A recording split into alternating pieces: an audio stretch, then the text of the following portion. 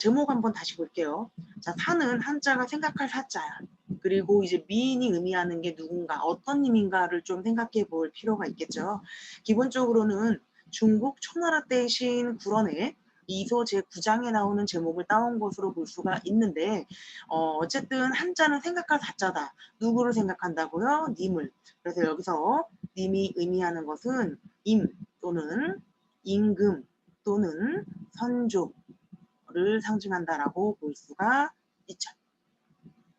자, 그래서 본문 한번 이제 들어가 볼 건데, 이 작품이 정철이 지은 대표적인 가사 작품이란 말이야. 그래서 글의 갈래의 형식적 특징도 좀 기억을 하시고, 좀 전에 이야기했지만 미인이 뜻하는 바가 무엇인지, 그리고 사대부들의 정치 현실이 어떤 상황이었고, 어떤 반영론적 관점에 의하면 그렇기 때문에 이 님이 무엇이고 누구인지 이런 것들을 좀 파악을 같이 해주시면 좋겠죠. 자, 본문. 자, 이 몸 삼기실 때라고 했어. 그래서 우리 삼기다가 뭐였습니까? 삼기다는 태어나다, 태어나다 또는 생기다였죠. 그래서 이 몸이 태어날 때, 생길 때 님을 좇아서, 님을 따라서 생겨나니, 태어나니 한생연분이며 하늘이 모를 일인가라고 이야기를 합니다. 그러니까 우리가 천생연분인, 즉 하늘이 맺어준 인연인 것을 하늘이 모르겠는가? 알지라는 거죠. 그래서 천생연분이라는 것에 대한 의미를 강조하고 있기 때문에 이 부분은 지금 서리법 의미 강조라고 볼 수가 있는 거고, 또 하나는 운명론적 관점이 드러난다고도 볼 수 있죠. 운명론적 관점에 대한 언급을 하거나 물어보는 부분이 종종 있기 때문에 우리 좀 출제 요소라는 거 기억하시면 좋을 것 같아요. 자, 나 오직 젊어서 님도 님 하나 날 귀신이에서 괴다는 뭐였습니까? 괴다. 사랑하다, 사랑하다, 기본형. 그래서 나 하나 젊어 있고 님 하나 날 귀신이라고 합니다. 이 마음 이 사랑은 비교할 데가 전혀 없다. 자, 그 다음 평생에 원한 것은 님과 한된 여자 하였더니라고 하고 있어. 그래서 함께 그 다음 여자죠. 기본형 여다는 뭐였어? LIVE 또는 뭐 GO로 상황에 맞게 해석을 하면 된다라고 했었죠. 그러니까 뭔가 지내다, 머물다, 가다 이런 식. 그래서 나는 님과 한 곳에 머무는 것이, 그죠? 한 곳에서 지내는 것이 내 평생의 소원이었대요. 그거밖에 바란 것이 없대요. 그런데 늙어서 무슨 일로 외로이 두고 그리워하는 곳라고 하고 있어. 그렇기 때문에 그리워하는 곳은 지금 화자의 주된 정서가 드러나고 있어. 뭐다? 님에 대한 그리움이다.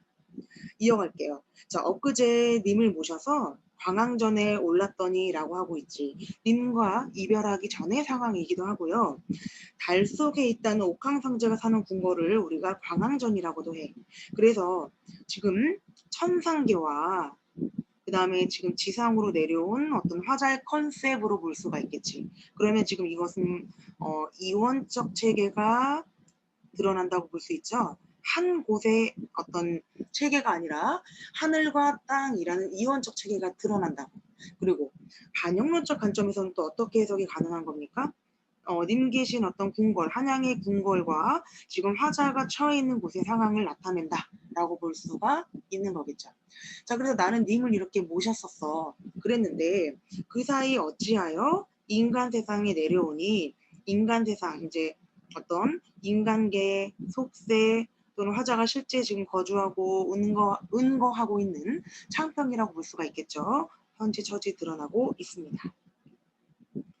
자, 그래서 올 적에 빗은 머리가 헝클어진 지가 몇 년이 됐다고? 3년이 됐다. 그래서 헤어진 이후의 시간 또는 화자가 이 글을 창작 연대를 짐작하게 하는 단서이죠. 뭐 쉽게 얘기하면 화자가 지금 창평에서 은거한 지 3년 정도가 됐다라는 것을 우리가 짐작할 수가 있다라는 거.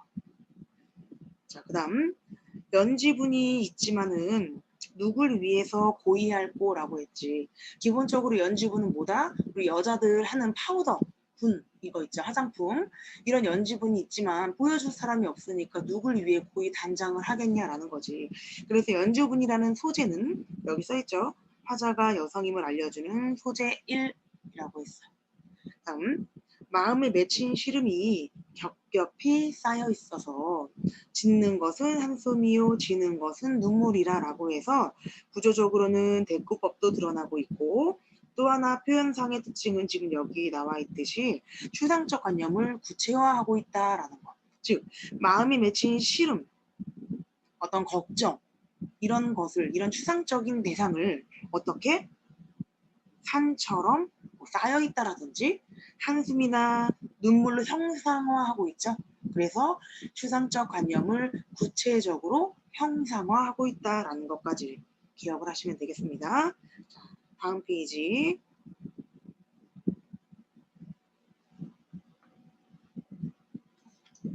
자, 인생은 끝이 있다 없다?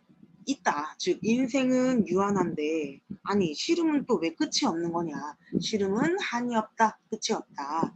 자, 무심한 세월은 물 흐르는 듯 흘러가는구나. 다음, 자, 염량이라고 되어 있죠. 우리 폭염이라고 하잖아, 폭염. 그래서 이제 더위와 서늘함, 추위를 나타내요. 그죠? 그래서 덥고 서늘한 것이니까 계절이나 세월의 순환 또는 시간의 흐름 이런 것을 나타내는 부분이 염량이고요. 이러한 염량은 때를 알아서 가는 닷 고쳐오니 즉 가자마자 다시 오는데 그래서 가시는 닷 도셔오셔서 이런 표현에 있듯이 이것은 가자마자였고 곧튀어라는 것은 다시였습니다. 자, 듣거니 보거니 느낄 일도 하도 하샤. 자, 우리 기본형 하다가 뭐였다? 많다라고 했죠. 많기도 많구나. 뭐가? 느낄 일이.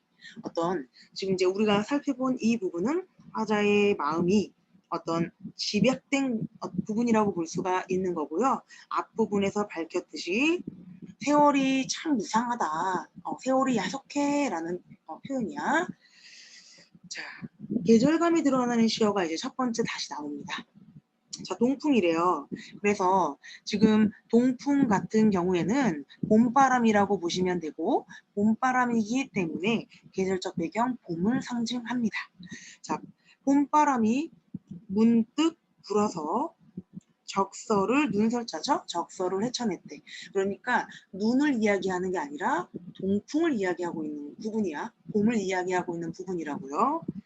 자, 그래서 창밖에 심은 매화가 두세 가지 피었구나. 매화꽃이 이제 두세 송이가 피었나 봐. 아니, 가뜩이나 냉담한데 쌀쌀한데 이 그윽한 꽃향기는 무슨 일인고? 라고 하고 있어. 그래서 매화꽃의 그윽한 꽃향기가 난다라고 하고 있는 부분이기 때문에 임금에 대한 충성심을 나타내고 있습니다. 이어서 황혼의 달이 베개마체에 비치니라고 하고 있어. 황혼의 달이 따라와서 베갯머리에 비치니 흐느끼는 듯 반기는 듯 님이신가 아니신가 라고 이야기합니다. 자, 우리 앞서 얘기했던 이 매화 있죠, 매화. 그래서 이 매화를 꺾어내어서 님 계신데 보내고 싶다라고 했어. 자, 그래서 지금 매화는 님에 대한 사랑과 정성을 상징하는 소재다라는 거 표현이 다시 자, 매화는 뭐다? 님에 대한 사랑 또는 정성을 상징하는 소재이자 화자의 분신이다. 분신을 상징한다라는 거. 그래서 내가 이렇게 매화를 만약 꺾어내서 님께 보낸다면 님은 너를 보고 어떻다 여기실꼬? 라고 하고 있죠. 그래서 매화를 지금 어떻게 하고 있어? 대상을 의인화하고 있고 그 매화를 보면서 님은 어떻다고 생각할까? 라고 하면서 어떤 약간의 의구심도 드러내고 있어요. 나라고 생각할까? 이런 거. 자, 그 다음에 꽃은 지고 새잎이 나니 녹음이 깔렸대. 자, 기본적으로 우리가 녹음이라는 것은 뭡니까? 녹음. 푸른 어떤 버들숲이라든지 이런 걸 상징하잖아. 그치? 그래서 계절적으로는 여름을 상징하는 시어가 등장하였습니다. 자, 나이는 적막하고 수막이 비어있다라고 합니다. 지금 나이는 뭐야? 나이는 그리고 옆에 화면 어휘를 한번 보시면 자, 엷은 비단으로 만든 휘장이라고 그랬죠? 주로 여성들의 방에 많이 이렇게 장식을 한 비단 휘장이야.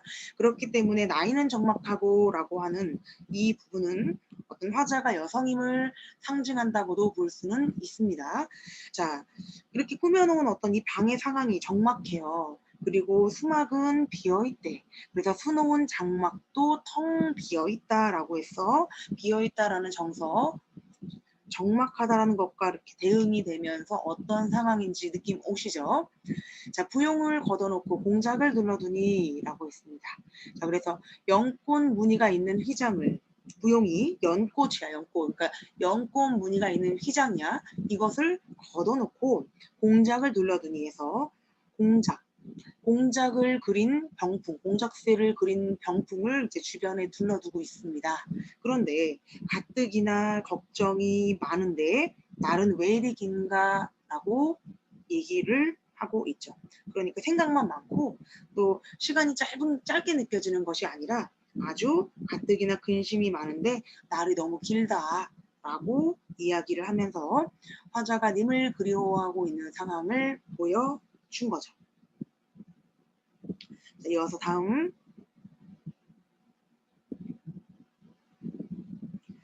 자, 그래서 이제 원앙금을 보여놓고 오색션을 풀어내요 라고 하고 있어. 원앙새를 수놓은 비단이 원앙금이야. 그죠? 원앙금을 이제 베어놓고 오색실을 풀어내서 금으로 만든 자로 견하이셔. 견하다라고 해서 재다야, 재다. 금자로 재서 님의 옷을 지어낸대요. 그러니까 지금 여기서 님의 옷은 지금 뭐야? 화자에 대한 정성과 사랑을 나타내는 두 번째 소재라고 볼 수 있지. 좀 전에 화자에 대한 님에 대한 그러니까 화자가 아니고 죄송. 자, 우리 화자가 님에 대해서 어떤 사랑과 정성을 드러내는 소재가 첫 번째 매화가 나타났었죠. 그리고 두 번째는 뭐다? 님의 옷을 지어냈다라고 얘기를 하고 있어. 그런데 그 옷이요 어떻게 표현을 하고 있냐면 수품은 칸이와 제도도 갖췄구나라고 하고 있어. 그러니까 솜씨는 칸이와 물론이고 격식도 잘 갖췄구나. 뭐가? 님을 위해 지어낸 이 옷이. 그러니까 이제 화자가 스스로를 이제 칭찬하는 자화자찬하는 부분이라고도 해석이 가능합니다. 자, 산옷으로 만든 지게 위에 배곡함에 담아두고 뭐를 좀 전에 만든 그 옷을 님에게 보내려고 님 계신 데를 바라보는데 잘 안 보여요. 누구 때문에? 산과 구름이 막고 있는 거지. 그래서 산인가 구름인가 머우도 머우시고 멀기도 멀기만 하구나 또는 험하기도 험하기만 하구나 라는 해석인 거죠. 자, 그래서 산이나 구름 같은 것은 출제가 좀 잘 되는 편이죠. 뭐예요? 어떤 님과 나와의 사이를 방해하는 방해물 또는 장애물에 해당하기도 하고 방해물 또는 장애물, 그지? 그리고 반영론적 관점으로 해석하자면 간사한 신화라든지 어떤 화자를 모함하는 어떤 대상들이라고도 해석이 가능은 합니다. 자, 그 다음에 천리말리길에 니라서 찾아갈꼬라고 했어. 천만리나 되는 길을 누가 찾아갈 수가 있을꼬라고 하고 있고 문학 작품에서 천리만리 이런 어떤 거리가 나오면 어떻다? 님에 대한 또는 대상과의 거리감을 상징하는 시어다라는 것까지 한 번 더 기억하면 되겠죠. 자, 그곳에 이르거든 열어두고 나인가 반기실까? 뭐를 열어두고 님을 위해 지은 그 옷을 배곡함에 담아서 보내고 싶다라고 했잖아요. 만약 이것이 님 계신 곳으로 가거든 이른다면 님은 이것을 열어두고 나인가 반기실까? 라고 이야기를 합니다. 자, 하룻밤 서리김에 기러기가 울며 날 때라고 하고 있어. 자, 우리 설이라는 것은 계절적 배경은 가을이야. 이 작품에서뿐만이 아니라 일반적인 고전 문학에서 서리가 나오면 계절감은 가을을 상징한다라는 거 기억하면 되겠고요. 기러기가 울면서 우리 여긴 여다가 한 번 더 나오고 있어. 그런데 여다가 이 상황에서 어떻게 해석을 해야 돼요? 고로 해석을 해야 되겠지? 그러니까 울면서 날아갈 때. 아니 그런데 운다? cry 한다 라는 것은 뭐야? 화자가 울고 싶은 마음이니까 기러기에게 감정이입을 했다. 그래서 기러기는 감정이입 대상이다 라는 것까지. 자, 화자는 위로에 혼자 올라서 수정염을 거듭말이라고 하고 있어. 그러니까 높다란 큰 어떤 누각 같은 곳에 혼자 올라가서 수정알로 만든 발을, 그러니까 발이라는 것은 뭡니까? 여기 보시면 수정으로 만든 발이죠. 우리 중국집 같은 데 가면은 이렇게 구슬 같은 걸로 된 커튼 같은 거 있잖아요. 그죠? 그래서 그런 어떤 수정 알로 만든 것 같은 커튼 이런 것을 거두면서 보니 동산에 뭐가 났어요? 달이 났고 북극에 별이 보인대. 그래서 달, 별, 우리 간동별곡 할 때도 이야기했지만 주로 임금을 상징한다라는 거. 그래서 님이신가? 라고 반기니 어떻게 해요? 눈물이 막 절로 납니다. 자, 그래서 청강을 미어내요 라고 이야기하면서 맑은 달빛을 만들어내어서 봉황루에 붙이고 싶다. 보내고 싶다. 그래서 봉황루는 천상계의 옥황상제가 사시는 그런 궁궐로도 해석이 가능하고 실제 한양에 임금이 계신 궁궐로도 해석이 가능하다라고 여러 번 강조해서 이야기합니다. 자, 누가기에 걸어두고 어떤 것을 좀 전에 보내고 싶다고 했던 이 청강을 화랑에 온 세상에 다 비춰서 심상궁곡 점락같이 맹그소서. 자, 우리 여기 잘 보시면 심상궁곡이 우선 뜻하는 것이 뭐냐면 텍스트 그대로는 깊은 산 험한 골짜기야. 깊은 산 험한 골짜기. 그러니까 어렵게 사는 임금의 선정이 미치지 않는 그늘진 곳 또는 어렵게 사는 백성들이 있는 곳이라고 볼 수가 있고 또 하나는 화자가 있는 이 외롭고 쓸쓸한 곳이라고도 해석이 가능하겠죠. 이곳에 점락같이 대낮같이 어떤 비춰주소서 환하게 만드소서라고 하고 있으니까 이 부분이 의미하는 것은 뭐야? 님이 선정을 베풀기를 바라는 어떤 마음과 소망이 드러난다라고도 볼 수가 있겠죠. 사랑을 달라라고 이야기하는 부분입니다. 자, 건곤이 폐색하여 백설이 한빛이다라고 하고 있죠. 그래서 건곤, 하늘과 땅, 하늘과 땅이 어떻게 되어 있다고? 폐했다, 꽉 막혀 있다고요. 그리고 백설은 한빛인데 라고 하고 있어. 백설, 눈설자죠. 그쵸? 그래서 지금 하늘과 땅이 얼어붙어서 흰 눈이 온 세상을 덮고 있을 때, 덮여 있을 때에 사람은 물론이거니와 나는 새도 그쳐 있대, 끊어져 있대. 그래서 카니와는 다시 한번 물론이거니와로 해석을 하기도 하고요. 또 이제 커녕으로 해석하기도 합니다. 나중에 이제 화자의 분신 나타내는 송미인곡 같은 거에서 다시 한번 살펴봐야 될 부분이 있거든요. 자, 어쨌든 지금 이곳은 사람은 물론이고 새조차도 다 끊겨져 있고 어떤 뭔가 단절되고 적막한 곳이라는 이야기를 하고 있는 거겠지. 자, 너무 추워요. 힘들어요. 그래서 이곳이, 그러니까 즉 이 남쪽이 소상 남반도 추움이 이렇거든. 옥루 고쳐야 더욱 일러 무엇하리라고 이야기를 하고 있어요.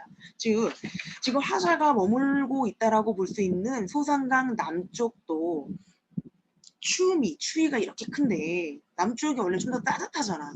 그런데 남쪽도 이렇게 추운데 님 계신 높은 곳 또는 북쪽은 위쪽은 말해 무엇하겠니? 이런 해석인 거죠. 자, 그래서 양춘을 붙여내요 라고 했어. 그러니까 님에 대한 어떤 화자의 사랑을 상징하는 소재가 또 한 번 등장을 했습니다. 양춘을 밝은 따뜻한 봄 기운을 붙여내요. 님 계신데 쏘이고 싶다, 올리고 싶다. 그 다음 자, 모첨 빛이 내를 옥루에 올리고죠. 자, 여기서 모첨이라는 거 단어들 우리 꼭 기억해야 된다라고 이야기했었어. 자, 왼쪽 봐봐. 지금 모첨은 뭐다? 처마, 밑 또는 초가집 처마.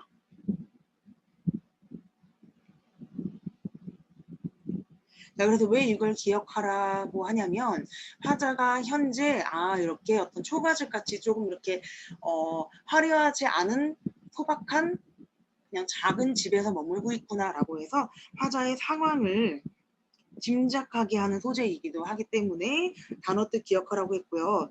이거를 소리나는 대로 해석하면 모처럼 막 이렇게 해석하는 친구들도 있기 때문에 쌤이 강조를 하고 있습니다. 자, 초가집 처마에 비친 해를, 즉 화자가 지금 있는 곳에 지금 해가 비쳤나 봐. 이것을 옥루에 올리고자 라고 했어. 님 계신 곳에 올려드리고 싶대요.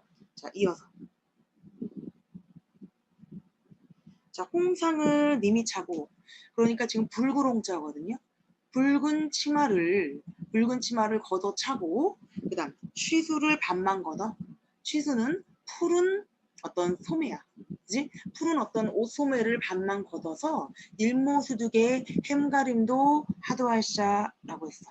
자, 다시 다홍 치마를, 붉은색 치마를 걷어 차고, 그 다음에 붉은 옷에 어떤 소매를 반쯤 걷어 올린 다음에 저물역에, 해 저물역, 일모수죽은 지금 해가 저물역이야. 해 일자죠.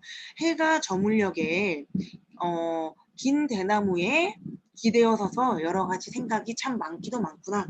자, 대나무 죽이죠. 그래서 대나무에 기대어서 있는데 햄은 생각이야. 하도는 하다라고 그랬죠. 그러니까 햄, 이게 지금 생각이란 말이야. 그러니까 생각이 어떻다? 많기도 많구나. 생각이 많나 봐요. 라는 거. 자, 그 다음에 짧은 애가 수위지어. 자, 짧은 애가 쉽게 떨어져서 지어서 긴 밤을 꼿꼿이 앉아있어. 자, 청등을 걸어놓은 곁에, 청사초롱을 걸어둔 옆에 자개로 장식한 던공우를 놓아두고 라고 하고 있죠. 그래서 이제 던공우는 검은고 같은 악기라고 보시면 돼. 쉽게 생각해서. 그래서 청둥을 걸어놓은 곁에 악기 같은 것을 놓아두고 어디에서?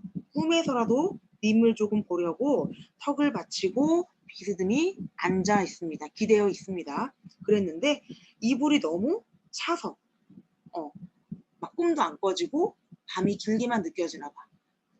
그죠? 자, 그래서 앙금은 원앙금을 수놓은 이불이라고 볼 수가 있는데 이 이불이 차기도 차구나. 이 밤을 어찌 셀고 언제 셀고 라는 거. 자, 하루도 12시간, 한 달도 30일. 그만큼 화자의 걱정이나 시름이 아주 깊다라는 것을 강조하는 부분이고요. 잠깐 생각 마라. 즉 잠깐이라도 조금 안 괴롭고 싶은 거야. 걱정에서 좀 벗어나고 싶은 거야. 그래서 잠깐 조금 생각 좀 안 하려고 님을 조금 잊자라고 생각하고 있었는데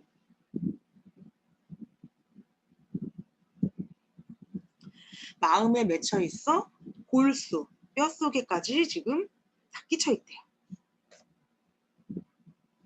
자, 그래서 마음에 아주 뼛속 깊이까지 님에 대한 사랑이나 님에 대한 마음이 막 끼쳐 있으니 세상에 편작이 열이 온다고 한들 이 병을 어이하리. 자, 편작이라는 것은요, 중국 춘추 전국 시대의 유명한 이제 의사라고 볼 수가 있어.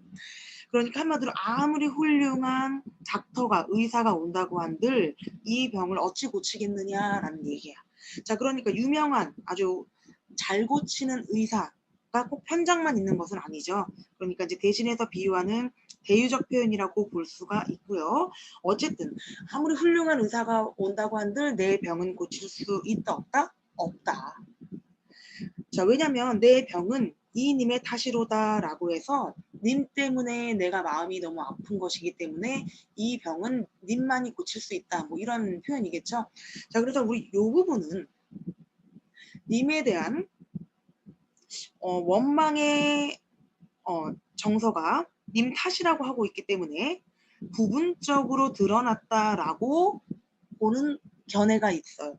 그런데 이 작품 전체에서는 님에 대한 원망이 주된 정서로 작용하지 않습니다.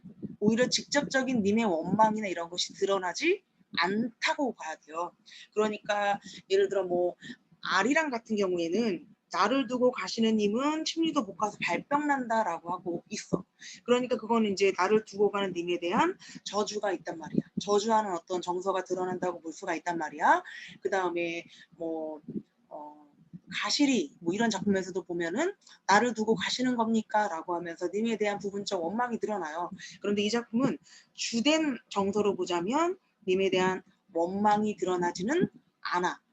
그런데 이 부분 같은 경우에는 님에 대해서 내 병의 이유는 님이 탓입니다 라고 하고 있기 때문에 부분적으로 님에 대한 어떤 원망의 정서도 드러나는 군이라고 출제는 가능해요. 그래서 이 부분에 대한 해석은 어떻게 출제를 할 것인가 또는 보는 견해가 있는가에 따라 달라질 수 있는 부분이기 때문에 한번 체크를 해봐야 할 부분입니다. 내신일 경우에. 자, 그래서 차라리 나는 죽어서라도 시어디어라는 시어의 뜻이 되게 중요해요. 지금 시어디어가 뭐냐면 죽어서라도 아주 극단적이고 간절한 거죠. 나는 차라리 죽어서라도 뭐가 되겠대? 범나비가 되겠대요. 그래서 나는 차라리 죽어서 범나비가 되리라. 그 다음 꽃나무 가지마다 반대 족족 앉으며 다니다가 향 묻은 날개로 범나비의 그 향 묻은 날개로 님의 옷에 올무리라 라고 하고 있죠. 님이야 나인 줄 모르셔도 나는 님을 조치려 하노라 라고 했어. 그러니까 님께서 나인 줄 모르셔도 나를 못 알아보더라도 나는 님을 조치려 따르려 한다. 그래서 지금 조치려는 따르다 따르려 이렇게 해석하면 된다라는 거 됐죠? 그러니까 지금 마지막 부분에서 드러나는 정서는 님이 나를 사랑해 주는지의 여부는 상관이 없고요. 나는 죽어서라도 어떻게 좀 날개에 있는 범나비라도 좀 돼서 님을 따를 거다라고 하고 있기 때문에 화자의 일편단심을 강조하는 부분으로 볼 수 있다라는 것까지를 통해 우리 송미 3인국의 전문을 한번 살펴봤어요. 자, 오케이. 고생하셨고요. 우리 여기 다시 한번 핵심 정리 한 번만 조금 보고 정리를 좀 해볼게요. 자, 이 글의 종류는 양반 가사이고요. 그죠? 그 다음에 감정, 서정 가사이고 임금에 대한 연군 가사입니다. 그 다음에 충성스러운 어떤 신하의 마음을 표현했다라고 해서 충신 연주시사라고도 볼 수가 있고 님에 대한 일편단심의 마음과 애정을 드러내고 있기 때문에 면모적인 성격이 있다라는 것까지 기억하시고 주된 정서를 물어본다면 님에 대한 그리움입니다. 그리움. 그래서 간절한 영군의 마음을 서사, 본사, 결사의 3단 구성으로 표현을 했고요. 그 다음에 본론, 본사는 사계절의 변화에 따른 전개가 특징이기 때문에 계절에 따른 상징어들을 기억을 해야겠죠. 그래서 봄을 상징하는 동풍부터 시작을 해서 여름을 상징하는 녹음 쭉 해서 계절을 상징하는 것들을 우리 요 화면 이제 요 영상이 끝나면 이제 본인의 마인드맵 그리듯이 머릿속으로 한번 정리를 해서 정리가 되는지 안 되는지를 살펴봐야 돼요. 자, 그 다음에 특징. 뛰어난 우리말 구사와 세련된 표현을 사용했다 그랬죠. 자, 이런 부분들이 살짝 괴리감이 조금 있을 수 있는 게 오히려 조금 어려운 말도 많고요. 못 알아보는 말도 많기 때문에 이게 어떻게 세련됐고 이게 어떻게 아름다운 우리말 구사예요? 라고 실제 질문하는 친구들이 조금 있어요. 그런데 고유어를 조금 많이 쓰고 비유어와 상징어 같은 것을 많이 쓴 작품들을 주로 우리말 구사를 아름답게 잘 표현한 작품이라고 표현을 합니다. 그래서 지금 이 작품에서 혹시 객관식의 출제 요소 특징으로 나타날 수 있는 것이기 때문에 이거 꼭 기억해야 되고요. 실제 사시남정기를 쓴 서포 김만중의 어떤 그 평가한 글이 있어. 그걸 보기로 예를 들어서 이 송미인곡과 삼미인곡, 그 중에서도 삼미인곡의 속편인 송미인곡 같은 경우에는 특히 뛰어난 우리말의 구사와 아름다운 어떤 표현들, 언어의 어떤 특징이 드러난다라고 해서 나오니까 참고하시면 돼요. 자, 비유와 상징을 활용하여 문학성을 높였고 계절 변화에 따른 시상 전개가 드러난다라는 거. 자, 그 다음에 의 같은 경우에는 송민곡과 함께 가사문학의 절정을 이룬 작품으로 최고봉으로 평가가 된다는 거겠죠.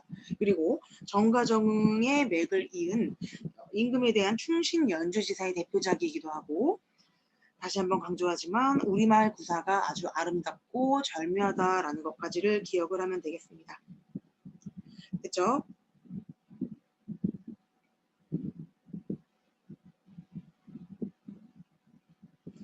자, 그래서 지금 작가가 실제 당파 싸움으로 인해서 시골에 은거할 때 지은 작품이란 말이야. 그런 사실에 유의한다라는 것은 반영론적 관점으로 지금 보겠다라는 거겠죠. 그렇죠? 또는 뭐 작가 표현론적 관점에서의 일부 해석이라고 볼 수도 있습니다. 그래서 작가와 님의 관계는 예를 들어 대고를 비유한 말들이 광항전, 봉황로, 옥루고처, 그다음 유배지나 혹은 은거하고 있는 지역을 비유한 말들이 하계, 위루, 소상난반, 그리고 초가집, 첨화라고 할 수 있는 모첨 등이 있다라는 거. 여기를 별표를 좀 체크를 하고 우리가 눈여겨봐야 하는데요. 아니 그러면 왜 임금에 대한 이야기를 하면서 마치 무슨 사랑하는 여인이 헤어져서 어떤 이별을 해서 여성화자가 님을 그리워하는 것처럼 표현을 했냐라는 거지. 분명히 어떤 효과가 있기 때문이겠죠. 그래서 작가는 자신의 뜻을 더욱 절실하게 전달할 수 있는 효과가 있고요. 또 우리가 주변에서 좀 공감할 수 있는, 쉽게 공감할 수 있는 정서로도 받아들일 수가 있단 말이야. 어떻게 표현을 하면 여성화자를 내세워서 이렇게 사랑과 그리움을 나타내는 방식으로 표현을 하면 때문에 실제 어떤 당시에 뭐 독립운동에 대한 조국 강복의 염원이라든지 임금에 대한 사랑을 이야기할 때 여성화자를 내세우는 형식으로 작품을 형상화하는 것들이 종종 있기 때문에 그것까지 좀 같이 기억을 할게요. 자, 쌤이 사시남정기를 쓴 서포 김만중이라는 사람이 이 정철의 작품에 대해서 평가한 요게 보기로 많이 나온다라고 아까 앞에서 이야기했었죠? 그게 지금 여기 나와 있거든. 자, 우리나라의 시문은 그 말을 버리고 타국의 말을 배워서 쓰니 주로. 그래서 아주 비슷하다 하더라도 이것은 다만 앵무새가 사람의 말을 흉내내는 것일 뿐이다. 송민곡이나 삼인곡을 이야기하는 게 아니라 대부분의 당시의 시문을 말하는 겁니다. 여왕의 나무와는 아이나 물 깃는 여인들이 짓거리고 서로 화합하는 것이 비록 비리하다, 즉 비록 조금 촌스럽거나 속되다고 하더라도 그 참과 거짓을 논하게 된다면 이는 진실로 학사대부의 이른바 시부와는 비교가 되지 않는다. 더 진실되고 더 아름다운 것이다. 이런 얘기겠죠. 하물며 이 세 가지 멸곡은 천기의 자연스러움이 있고 이 속에 비리한 데가 없으니 자고로 우리나라 참 문장이라면 단지 이 세 편 어떤 거? 이번 시험 범위인 관동별곡 그리고 삼위인곡 그리고 삼위인곡의 속편이 송미인곡이 있을 뿐이다라는 이야기를 하고 있어요. 그러니까 긍정적으로 평가를 하고 있는 거겠죠. 자, 그 다음에 이제 홍만종의 순오지 중에서는요. 삼민곡도 역시 송강이 지은 것인데 이것은 시경에 있는 미인이라는 미인에 대한 언급이 드러나고 있습니다. 두 글자를 따서 세상을 걱정하고 임금을 사모한다라는 뜻을 가지고 있고 붙였으니 옛날 중국 초나라 때 지은 백설곡만 하다고 할 것이다 라고 마찬가지 긍정적인 평가도 했습니다.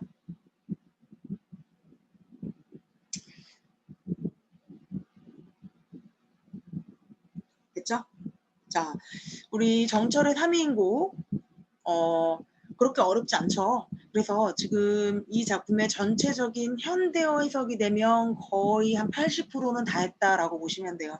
즉 해석이 안 되니까 어려운 거거든.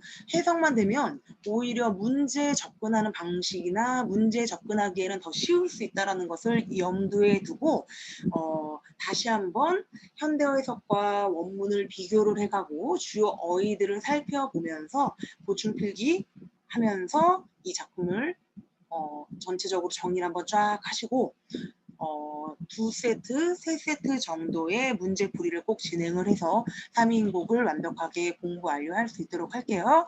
자, 수고했고요. 조금만 더 힘내서 파이팅 합시다.